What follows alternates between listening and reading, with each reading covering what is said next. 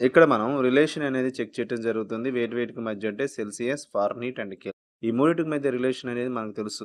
Celsius to Fahrenheit find out చేయాలి. Fahrenheit to Celsius find out చేయాలి. లేదు Celsius to Kelvin or Kelvin to Celsius find out చేయాలి.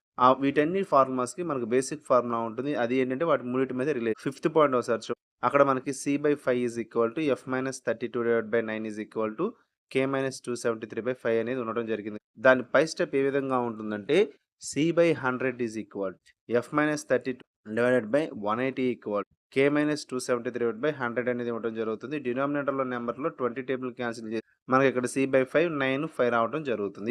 ఇక్కడ మనం దేనికి కావాలి? సి అంటే సెల్సియస్, ఎఫ్ అంటే ఫారెన్‌హీట్, కే అంటే కెల్విన్. ఇక్కడ మనం చూసినట్లయితే ఎఫ్‌లో మొత్తం మనకు స్టార్టింగ్ పాయింట్ ఫారెన్‌హీట్స్‌లో 32 కాబట్టి 32 వేయటం జరుగుతుంది. కేలో కాన్స్టెంట్ 273 కాబట్టి మరి కింద నంబర్స్ ఏంటి సార్ అంటే డివిజన్స్ డివిజన్స్ ఆ విధంగా మార్చడం జరుగుతుంది. 100 సెల్సియస్‌లో 100 ఫారెన్‌హీట్‌లో 180 ఉంటాయి. కెల్విన్‌లో 100 ఉంటాయి. వాటిలో మనం 20 టేబుల్ క్యాన్సిల్ చేస్తే ఈ విధంగా వచ్చింది. ఇప్పుడు మనకి సెల్సియస్, ఫారెన్‌హీట్ కావాలనుకో అప్పుడు C/5 = F-32/9 తీసుకోవడం మన ఫార్ములా చూడండి. Celsius to Fahrenheit only Celsius, F మాత్రమే తీసుకొని అందులో నుంచి మనకు ఫారెన్‌హీట్ కావాలి. ఆ నంబర్ అటు మార్చుకుంటే అక్కడ మనకి F = 9/32 రావడం అర్థమైందండి.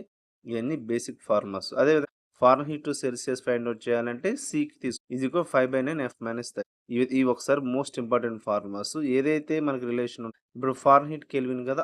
అవి 2 మాత్రమే మనం మనకు కావాల్సిన ఫారెన్‌హీట్ అయితే ఎఫ్ తీసుకుంటున్నాం. కే కావాలంటే కే ఇంటర్చేంజ్ తీసుకోవడం జరుగుతుంది. Most important formulas for AP పాలి సెట్ అయినా, టీఎస్ పాలి సెట్ అయినా most important basics heat less చాలా జాగ్రత్తగా చూసుకొని వీటి నుంచి బిట్స్